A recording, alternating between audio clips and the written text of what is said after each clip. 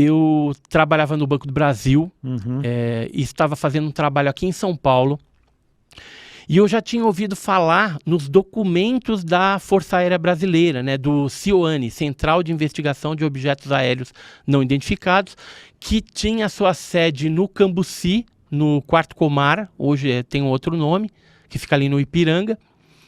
E quem administrava, né, esse órgão oficial de pesquisa de OVNI militar era o brigadeiro José Vaz da Silva, o brigadeiro Vaz. E operacionalmente, quem estava na maioria dos casos era o Major Gilberto Zani de Mello, mais conhecido como Major Zani. Ele, o Tenente Carvalho e outros militares, o próprio Acacil, que o Major Zani me indicou. E aí o que aconteceu? Eu estava em São Paulo, resolvi dar um perdido no apartamento do Major Zani. E ele não estava, naquele dia ele estava trabalhando, e aí o porteiro falou assim, olha, o seu Zani está trabalhando, mas daqui a pouco ele está aí, se você esperar... Eu falei, vou esperar, fiquei esperando. Daqui a pouco chegou o Zani, um senhor de cabelo branco, aí o porteiro falou, seu Zani, esse rapaz aí quer falar com o senhor, né? Aí eu me apresentei, falou, sou Edson Boaventura, sou do Banco do Brasil, mas não é sobre isso que eu quero falar com o senhor. Eu queria falar sobre a CIOANI. Ele arregalou uns olhão e falou, vamos subir. Já me levou pro apartamento dele. Aí lá a gente conversou, assim, durante muitos minutos, acho que foi uns 40 minutos que eu fiquei lá conversando com ele. Ele me contando detalhes de como que eram as investigações. Eu perguntei dos casos de Lins, né, de um caso lá de uma escola que teve mais de 500 testemunhas, né, de um objeto que estava aparecendo lá, dos pousos, do caso de Crixás, né, que ele tinha pesquisado também, embora tinha ocorrido em 67, as pesquisas dele começaram em 68, mas oficializaram em 69. Aí fizeram 2 boletins, boletins informativos, fizeram contato com várias bases para falar o procedimento, e onde acontecia caso eles iam para lá, coletavam material de pouso, fragmento de OVNI, investigavam casos de contato de terceiro grau. Enfim, depois da conversa ele me falou assim, olha, eu não tenho nada. Que eu perguntei, você tem alguma coisa aí na tua casa? Ele falou, não tenho, mas vou te dar um nome, o Acacil Camargo, ele mora em Tatuí, você pode ir lá e fala no meu nome, fala que eu te mandei aqui. Eu acho que ele tem alguma coisa. Eu falei, então tá bom. Só que aí eu me enrolei uns 2 anos trabalhando no Banco do Brasil, fui pro Nordeste, depois fui para Maranhão e Macapá, um monte de lugar. Quando eu voltei, daí esses 2 anos, eu falei, agora eu vou lá em Tatuí e vou procurar esse cara. E aí eu fiquei sabendo, e fiquei triste também, que o Zani, o Major Zani, tinha falecido. Mas mesmo assim eu falei, eu vou.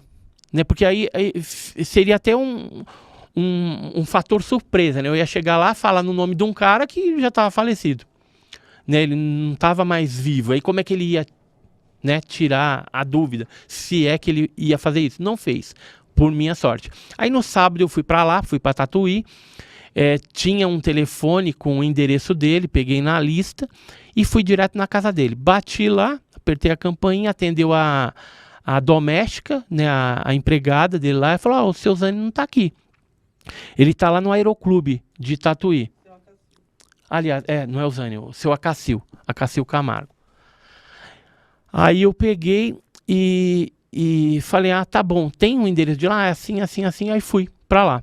Cheguei lá, chamei ele veio, eu falei, olha, eu estou vindo aqui em nome do Major Zani de Mello, que trabalhou contigo no negócio do CIOANI, e eu queria conversar um pouco. Ele falou, um momentinho. Aí foi lá dentro, pegou acho que a carteira dele, alguma coisa, e veio e falou, vamos sair daqui, a gente conversa num outro lugar, mais reservado. Aí entrei na picape dele, a gente foi até uma fazenda, área rural, lá de Tatuí, e lá a gente sentou confortavelmente e ele falou, pode perguntar. Eu falei assim, eu posso gravar? Ele falou, não, gravar não. Mas pode perguntar o que você quiser. Aí tudo que eu perguntava ele foi falando, eu tenho memória fotográfica, depois eu fui registrando tudo. E ele contou de reuniões que ele participou na França, na época que a França estava bem avançada na parte de OVNI e tudo mais, e das pesquisas, né, que eles realizavam. Ele falou que ele tinha uma técnica, isso foi até legal, que ele era o desenhista, o croquinista do grupo. Então eles iam entrevistar uma testemunha para ver se ela não estava mentindo. A técnica dele era a seguinte: como ele era o desenhista, a pessoa falava assim: olha, que eu vi um objeto oval, né, com sei lá, uma pirâmide em cima. Aí, em vez de ele desenhar o objeto oval com a pirâmide em cima, ele fazia, por exemplo, um negócio redondo, com alguma outra coisa lá. E aí já mostrava para a pessoa assim: é isso aqui? Se a pessoa fala ele já desacreditavam a pessoa. Porque a pessoa não está passando a informação fidedigna, não presta atenção nessas coisas. Quando você está falando a verdade, você quer que realmente seja o fidedigno. Então, quando a pessoa falava, não é assim, era oval aqui. Aí ele ainda fazia um pouquinho errado e consertando alguma coisa. Mas é assim? A pessoa, não é assim. Então, eu tenho alguns relatórios dele que aparecem os desenhos com um X, assim, que aqui, não é esse, e aí tem um que é o definitivo. Então, era a técnica que ele até me contou que ele fazia. Pois bem, depois daquele longo papo que a gente teve, eu não queria sair de lá sem ter uma prova de que eu estive com esse cara, né, que participou da pesquisa oficial militar da Força Aérea Brasileira, que pesquisava a OVNI no Brasil entre o período de 1968 até 1974. Foi muitos relatórios que eles geraram, foram milhares de páginas de documentação, foto, pousos, etc. e tal. E aí eu falei para ele assim, do lado da onde a gente estava tinha um hangar, que ele mexe com um avião, era do aeroclube, e tinha um avião lá dentro, que eu vi nesse hangarzinho dele. Aí eu falei assim, a gente poderia bater uma foto ali para os meus arquivos, eu com você? Aí ele ficou bravo, e falou assim: nossa conversa acabou aqui. Você quer saber mais alguma coisa? Você pergunta. Aí eu falei, não, então, desculpa, né, seu Acácio e tal. Aí ele falou, você vai para onde? Eu falei, eu vou para a rodoviária. Que aí já tinha... que eu perguntei para ele se ele tinha algum material também para me mostrar. Ele falou que não. E aí ficou aquele clima chato, eu entrei, mudo, calado, dentro da picape dele, ele dirigindo, mudo por um tempo, e eu falei, eu não vou tocar nem assunto mais de ufologia, porque não tem clima. Aí eu comecei a falar de filho, eu falei, você tem filhos? Tal, Aí ele falou, tem um Acacilzinho, tal, que trabalha lá na faculdade comigo. Ele foi contando da vida pessoal dele. E aí eu fui falando da minha, eu também tenho 3 filhos e tal, assim. Coloquei o nome do meu filho de Edson também, né? E ele tinha colocado de Acacil também. Aí eu falei, é uma falta de criatividade nossa, né? Poderia ter colocado outro nome, né? Mas para perpetuar, não sei lá onde que a gente tem essa ideia, né? Mas tudo bem. Isso não vem ao caso. Aí, no meio do caminho, ele falou assim para mim, eu estou me lembrando. Eu falei, seu Acacil, o que você está lembrando? Ele falou assim, você está com tempo? Eu falei, eu tenho todo o tempo do mundo. E aí ele desviou o caminho, aí já entrou na cidade, ele parou em frente da faculdade, que ele era o dono, ele era o diretor e tal. A faculdade estava fechada, que isso foi um sábado. Aí ele desceu do carro, acenou para uma guaretinha que tinha do lado esquerdo assim, aí desceu o vigilante de lá, um senhor moreno, tá vivo até hoje, que eu encontrei ele lá já depois. E esse senhor, o Acacil falou, abre aí pra gente. Aí ele abriu o portão, a gente entrou, estacionamos o carro, descemos, fomos até um local que era um ateliê, que ele pintava, lá tinha quadros, tal, um monte de coisa. Subimos numa salinha, num armário baixo, ele abriu a porta, tirou umas pastas velhas, envelhecidas com o tempo. Eu tenho até uma dessas... Tem um exemplar, excelente. Tem um pedaço aqui de uma pasta que dá pra gente ter uma ideia. Esse aqui é um dos relatórios originais daquela época. É bonito isso, né, Guru? Um documento oficial. Daquela época. Mas foram vários. Você podia doar um pra gente enquadrar e deixar aqui no estúdio. Olha, talvez eu tenha até uma cópia, eu vou dar uma olhada, porque os primeiros relatórios dele, ele fazia em 3 vias. Então, se você quiser, eu trago uma dessas vias e você enquadra, porque isso aí é raríssimo. Que isso aqui tá bonito, tem um confidencial aqui, ó, Guru, que coisa linda, coisa de filme. E aí o que aconteceu? Ele botou todas essas pastas em cima de uma mesa e me deu uma dica assim, tipo, você não vai ver, né? Aí eu falei, para mim ver? Ele falou, o que você está esperando? Aí eu comecei a olhar. Eu olhei 5 pastas, quase caí para trás, quase morri, porque era documentação oficial, assinado, tinha foto, tinha croquis, exame exame clínico, psicológico da testemunha, tinha fotos do pouso, né, das marcas de pouso, das testemunhas sendo entrevistadas, ou seja, um negócio muito legal. O que eu fiz? Vi as 5 páginas, coloquei em cima do monte de novo, e aí falei para ele, seu Acácio, eu preciso voltar outra vez aqui para mim olhar com calma.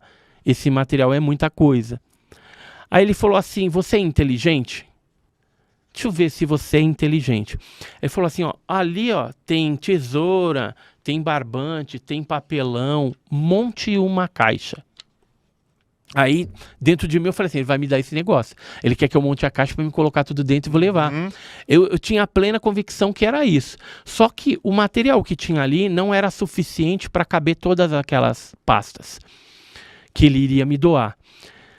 E aí eu tava com uma mochila, né, nas costas. Eu falei, eu boto um pouco dessas pastas dentro da mochila, o resto vai na caixa. Fiz a caixa, ele olhou e falou assim, ficou boa, mas não vai caber tudo. Eu falei, vai caber sim. Aí eu peguei já as pastas, fui enfiando dentro da minha mala, o resto já botei na pasta, já fui fechando com fita crepe e tudo, né, fui bem assim, ousado até. E aí ele falou, não, beleza. Aí você vai para onde agora? Aí eu falei, eu vou para rodoviária. Aí ele falou assim, peraí que tá faltando um negócio. Voltou no armarinho, pegou um caderno de desenho que tinha uns recortes de jornal antigo. Aí até brincou assim, falou assim, dou para você ou não? Ou dou para um amigo meu? Dou para você? Eu falei, não, dá para mim. Aí acabou, não, pode ficar para você. Aí ele pegou uns albinhos, falou, tá faltando só uma coisa. Pegou uns 4 albinhos de foto. Na verdade, eu não sabia que era aquilo. Eu pensei, deve ser foto de OVNI, né? Alguma coisa de pesquisa muito legal. Só que, na verdade, não era foto de pouso. Era desenhos que ele fez dos casos pesquisados, desenhos coloridos, e ele tirou foto de cada desenho. Ou seja, era o croquis colorido de cada caso. Que eles contavam. Contavam. E cada passo ele colocava número. Então, por exemplo, o caso de Lins é o caso 006. Né? Então, cada caso, o caso de Ibiúna é o 050. E aí, cada caso tem um número. Eles eram bem organizados nessa parte. E aí, eu fui para a rodoviária. Quando chegou na rodoviária, ele me deu um cartão e falou assim, esquece meu nome, você nunca me viu. E se algum dia você encontrar alguém tão empolgado como você e não quiser mais esse material, não titubeie, dê para essa pessoa. E eu só vou te pedir uma coisa, ele falou assim, eu não quero o meu nome envolvido nisso. E a outra coisa, você vai ter que esperar até 2000 e pouco para poder divulgar isso, porque tem alguns relatórios que são classificados, né? Tinha confidencial, sigiloso, secreto, né? Então, o prazo ainda não tinha expirado. Então ele falou, você espera e depois você pode divulgar, quiser fazer palestra. Eu falei, eu vou fazer livro. Até falei para ele, vou fazer um livro. Ele falou, boa ideia, ele falou isso. Porque aí fica registrado como livro a pesquisa oficial militar que praticamente estava perdida na casa dele. E aí eu perguntei, né, antes de ir embora, como que chegou na mão esse material dele. Sabe o que ele me falou? Que era assim, na época do Brigadeiro Vaz, o Brigadeiro Vaz era um homem de vanguarda e que foi ele que resolveu fazer a Seoane. Mas, depois de 4 anos, é trocado o comandante do 4º Comar. E aí vinha um cara que não acreditava nesse tipo de assunto, nem de ufologia, nem parapsicologia, nada disso. E aí o Brigadeiro Vaz ficou com medo de que se jogasse fora esse material. Então ele pediu que o Acácio chegasse com uma perua, pegasse tudo, colocasse dentro dessa perua e levasse para casa dele, guardasse lá, para não ter esse risco, né, de se perder esse trabalho com metodologia científica que a aeronáutica desenvolveu naquela época. Pois bem, eu esperei o prazo, depois comecei a divulgar, já fiz um livro sobre os casos de pouso de Ibiúna, né? Tô fazendo já o volume 2 também. E esses documentos foram os documentos da discórdia. Porque esse cidadão que vinha no programa aqui, ele queria que eu desse de mão beijada. E... Igual a gente acabou de pedir. Pra você dar de mão beijada. Isso, mas eu dei pra ele em DVD. Eu escaneei todos os documentos, página a página, e entreguei para ele 2 DVDs com toda essa documentação e mais um pouco que eu tinha. Então ele divulgou isso na revista dele, em matérias, divulgou em sites para download, mas eu acho que ele queria mesmo essas coisas para aparecer nos programas do History. Que é legal. Né? Eu queria pedir com aqui, isso aparece. Eu queria pedir aqui pro Guru ler. Leia essa página aqui, é muito legal. É uma página do documento, o Guru vai ler aqui, ó. Então, começa aqui. Inscrição livre feita pelo observador. Saiu para fumar e viu um objeto estranho comprido parado nas proximidades do lago com luzes coloridas, intensidade forte. Parecia ser um metal com janelas quadradas coloridas amarelo. Aqui está na máquina de escrever azul, acho que é roxo, alaranjado, vermelho e esverdeado. Parado sobre 3 hastes. Viu tripulantes do Oani com cerca de 2 metros de capacete e feições estranhas, olhos penetrantes, desmaiou e não viu o aparelho desaparecer ou ir embora. No dia seguinte, viu marcas no local.